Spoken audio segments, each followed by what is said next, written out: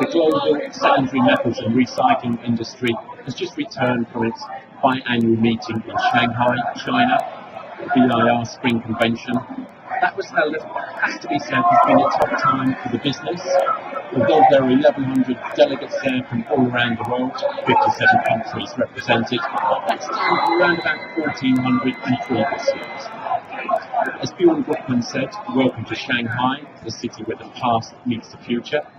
But for the industry, it's the present that they're focusing on, and times are tough, it has to be said.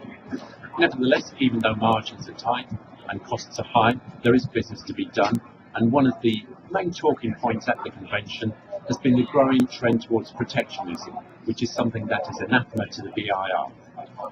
This was highlighted by India recently, which raised import duty from 0 to 2.5% on imports of aluminium scrap and imposed a special additional duty of 4% on brass scrap imports.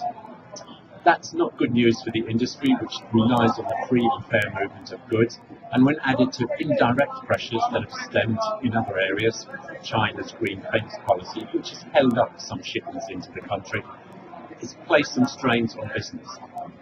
Nevertheless, the market going forward is optimistic. At some point things will improve going down the road. Austerity won't last forever, and in countries like China there are increasing efforts to recover more.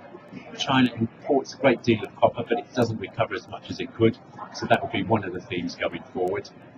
Other areas that the BIR is looking at tackling is fraud and theft. Strong measures are likely to be taken there, increased vigilance is on the horizon.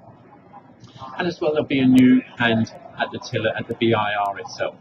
Secretary General Francis Vase, who's been with the organisation since 1975, consummate politician and diplomat.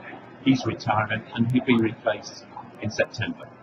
So going forward to the next meeting, just some green shoots of recovery perhaps in some of the metals, in some of the markets and in some of the sectors, but there's a long way to go as of yet. This is Martin Hayes for Fast Markets.